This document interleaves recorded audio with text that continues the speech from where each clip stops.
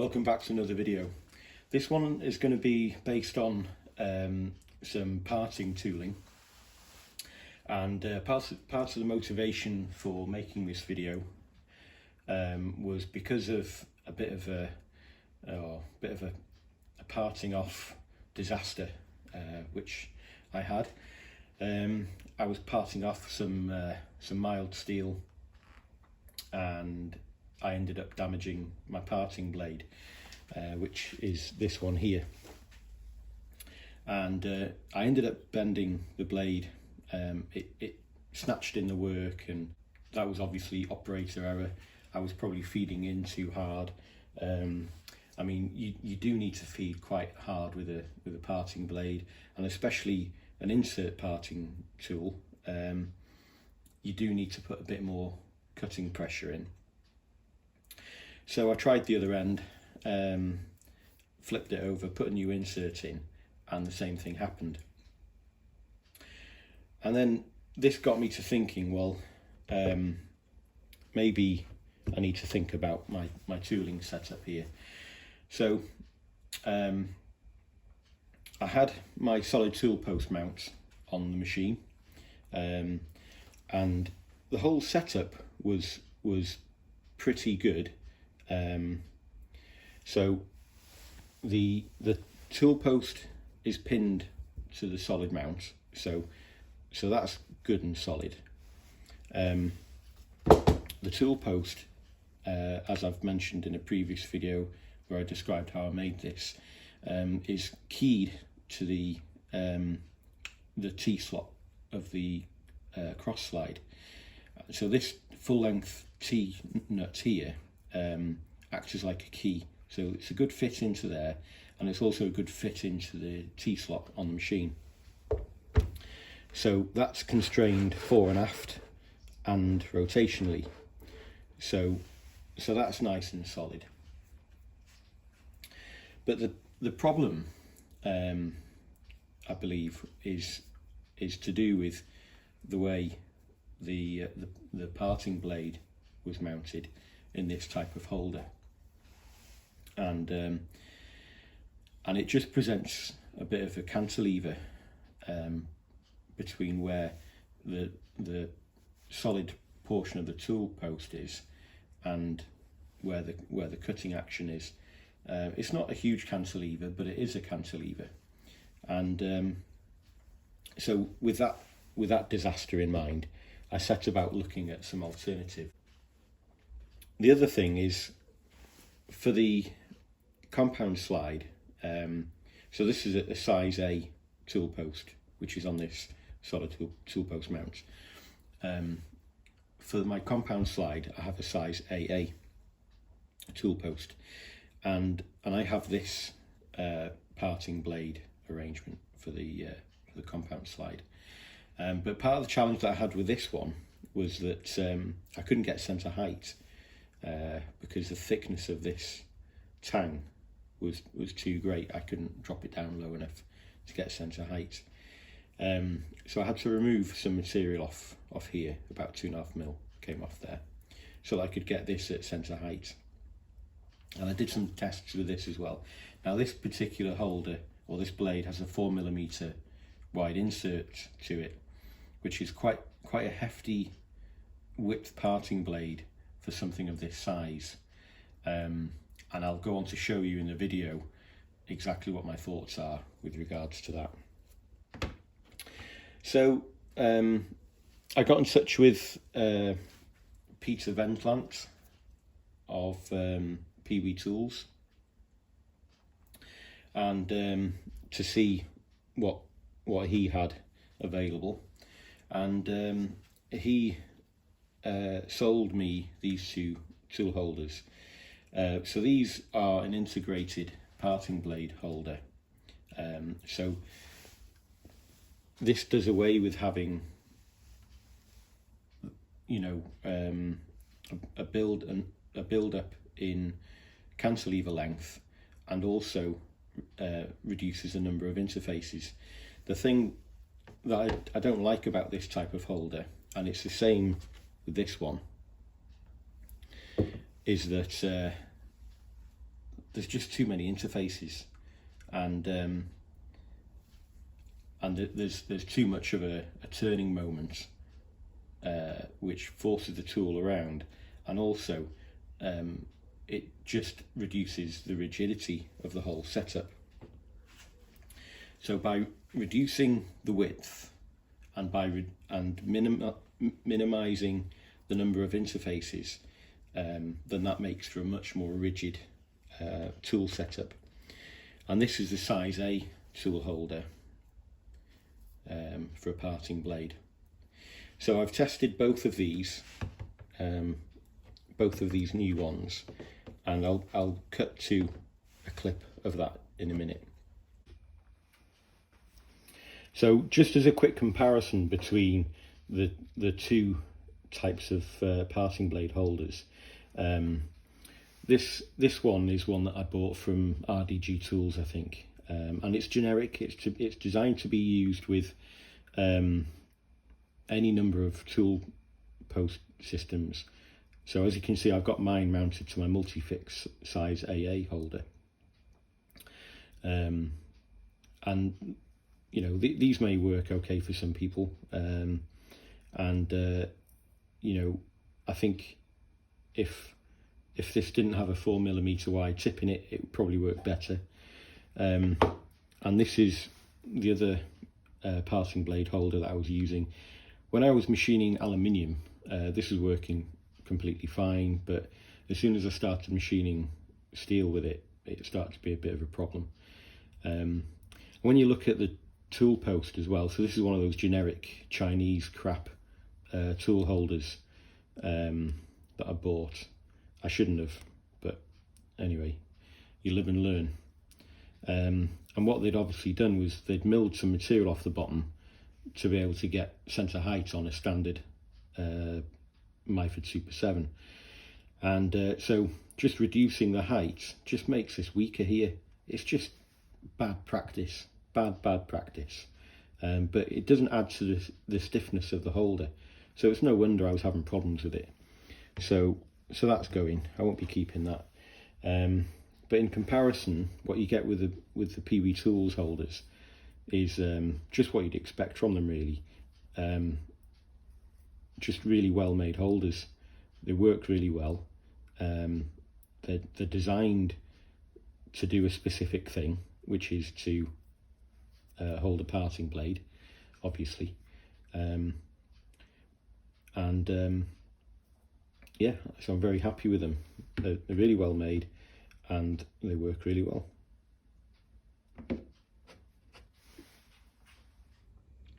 The length of the compound slide was too long for me to use this type of tool holder. So, as I explained earlier, I had to remove some material from the end of this compound slide. So I reduced the length by about 7mm. And as I mentioned before, it was preferable to do that than to move the position of where the tool post is situated on the compound slide. To do that, I would have had to plug the hole, remachine it, and it would never be a good job doing that. The only other way of avoiding machining the end of the compound slide would be to buy a new top piece for the compound slide, if it's available without the hole in. That would be better, and then the tool post could have moved that way a little bit. But anyway, what's done is done. Just a quick side note while I've got the camera in this orientation, it's always good practice to keep the compound slide retracted back to its home position. And by home position, what I mean is where you have the cutting tool as close over where it's fully supported as possible. Obviously, in normal use of the compound slide, you have to wind the slide over while you're machining, and that's exactly what it's intended for. When either you're taper turning or turning a short taper, or if you are advancing a cut, if you are threading. But what I don't like to see personally is when there's a lot of machining going on with the compound slide wound right over like this, because as you can see there, the compound slide is unsupported. Now on big machines, small cuts, maybe that's less of an issue than it is for a small machine with big cuts. But just as a matter of good practice, it's always better to keep the compound slide back over here. Otherwise, what can happen is the compound slide itself, if you just take a steel rule as an example, the longer the extension is, then for a given amount of force, the greater the bending moment that you have on here. And especially for smaller machines, then you want to keep everything as rigid as you can, so that you can get better surface finishes, you get better tool life, and you just generally putting the machine through less stress, really, which can only be a good thing. So the main point of me setting up in this orientation is to show you now how, having reduced the length of the compound slide, I've now got clearance so that the tool post can be adjusted for centre height. Now, the challenge that this presents me as well is because with a parting blade at least, I can only have this set orthogonal to the compound slide. So if I were to rotate the compound slide, like I would be doing for, say, machining a short taper, or if I was threading, then I'd need to bring the compound slide back to 0 degrees rotation. So I've got the tool set for centre height now, and this tool that's in here has a 3mm wide tip. So I'll just clean this up now with the parting tool, and then I'll take a full width cut and part off a disc off this piece of bar now. So I've got a nice short piece of bar in the chuck, and I've got the narrowest of the two tool holders. So this should be the stiffest setup that I'll have for parting with the compound slide. It's all quite civilised and overhead. No chapter. It's all very smooth.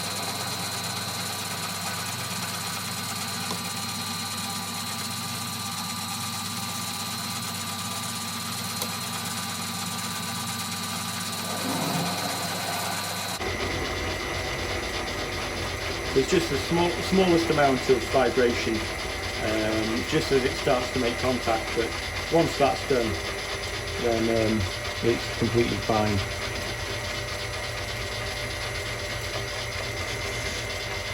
So I'll come over here now. I'll put it's a 3mm wide cut, so what I'll do is I'll part off maybe, I don't know, a 1mm wide disc, and we'll see how that goes now.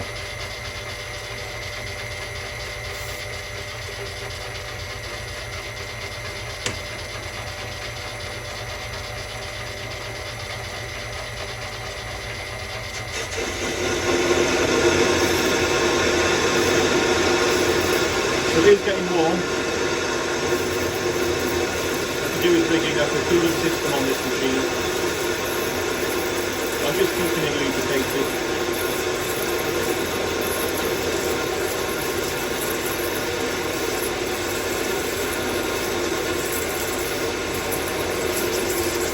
There's no chattering. That's quite well behaved.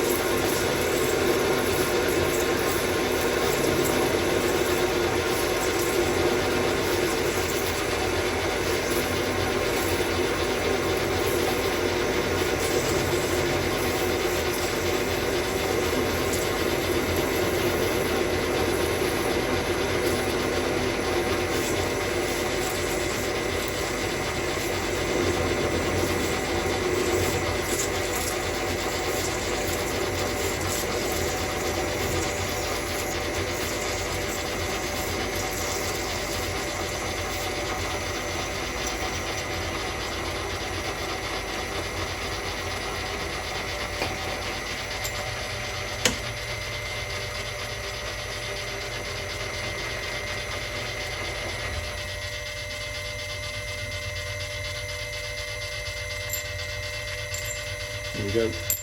So there's a disc there. Okay, so we'll swap the tools around.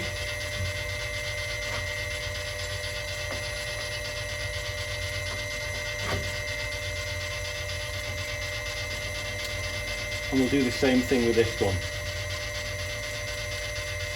So this is a wider tool, and it's got more of an overhang from the tool post. So this one I'd expect to make a bit more noise and a bit more of a fuss. So we'll see how we get on now. And this again will be under power feed.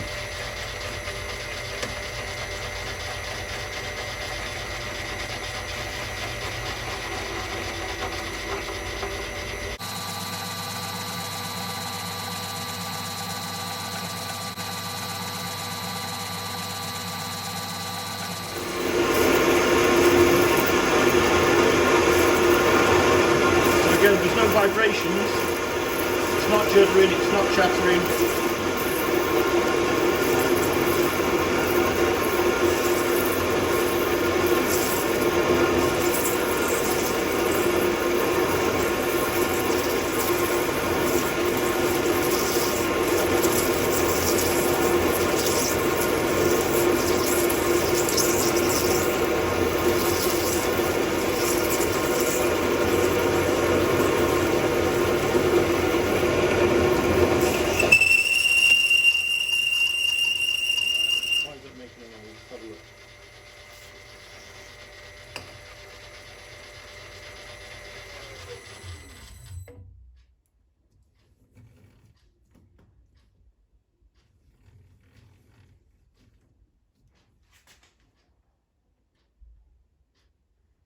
Ah, right, I can see what's happened. So because of the load, it's actually turned the tool post. So that's an interesting thing to note. So I don't have the tool post pinned down to the compound slide. So I think we've found the limitation for this parting blade. So at 4mm, it's a bit of a no-no. It worked okay for the 3mm blade, but it was too much for this. Plus, it's got the lever or the moment arm here as well, so it's applied enough torque to overcome the friction between the tool post and the compound slide. So okay, that's useful to know about. It was worth doing this trial just to see how robust this setup was, and we found the limiting factor, so that's okay. So as you could see in the video clip there, the cutting forces that were being exerted onto this tool were so great that it was able to overcome the setup of the machine. And what actually happened was it caused the tool post to rotate relative to the compound slide. Because the tool post has increments of 9 degrees in terms of its rotational positions, it's not an infinitely small range of angular motion. So that means that if I pin the tool post to the compound slide, then at some point I'll hit a restriction where I can't actually have the tool post set to the right angle, potentially when I've got the compound slide rotated at an angle that's not divisible by 9. So there were two main problems that existed with the setup. One was the width of the tool, which is 4mm, so to be plunging in with a 4mm tool with that type of setup on a small tool post like this was a no-no. It wasn't a particularly high feed rate, but the cutting forces were just too high.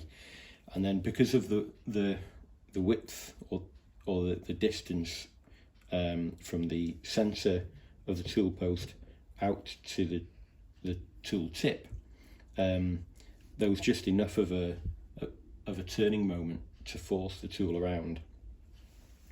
So that's just not good enough for me. So I know that a 4mm wide tool is a no-no on this tool post, which is not a problem, because if I need to make an undercut that's 4mm wide, then I can just use a 2mm tool and take 2 cuts. That's no trouble for me. So I'll definitely be using this tool post. I won't be using this anymore. This is going to go into the archive, and I won't be seeing light of day again. The tool holder is totally fine. The Pewe Tools tool holder is perfect, but this is not, and I'm not happy with this. So that can go. But I'm very happy with this. This worked extremely well. This one has an RDG Tools parting blade in it.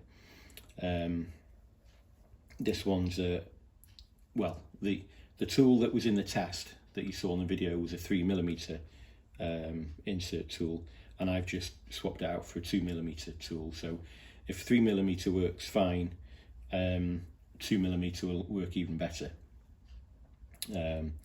So the reason the cutting forces are lower is because the load is spread over a smaller contact width over here.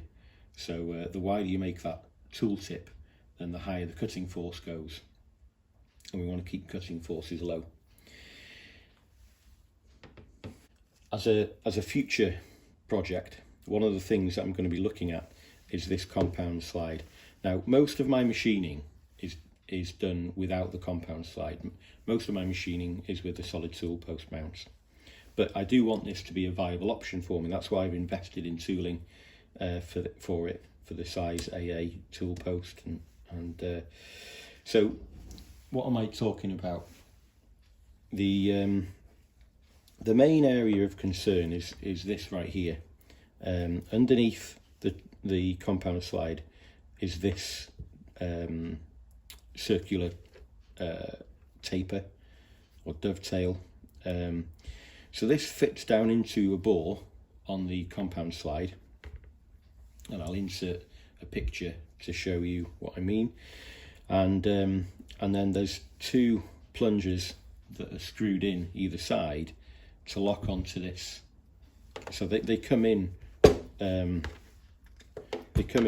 round about here and here, like that. And at best it's a line contact at 2 positions. So just dynamically it's bad. I really don't like it. So what I'll be doing is designing some kind of tapered split collet device and I'll probably make it out of brass or something, so that I can mount that into the cross slide and clamp onto this dovetail much more uniformly and all the way around, so that will make it a more solid and rigid means of clamping the compound slide. Now, the earlier Super 7 machines, Myford Super 7s, they used to have a radial slot around here. They used to have like a flange which pulled down onto the cross slide. That was a much more solid way of holding the compound slide on. I do not know why Myford went to this design. I think it's terrible, and it just doesn't, for a small machine, it just doesn't help at all. So I think they could have done a much better job than they did, but that's okay. Part of my hobby at the moment is getting my machine up to a level that makes it more like a small tool room lathe. My aim is to make this machine into a capable but small tool room type lathe. So I'm looking to make it as rigid as possible and as accurate as possible, and to just make sure that it's put together in a way that is well thought out, because some of the things that Myford have chosen to do, I'm not a fan of, to be honest. So stay tuned for a follow-up video. all will be revealed in terms of how I decide to mount this in a better way.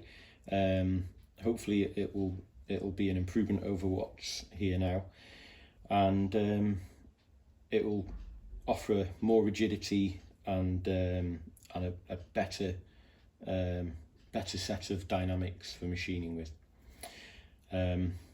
But that's it for now, so thanks very much for watching, and I'll see you soon. Bye for now.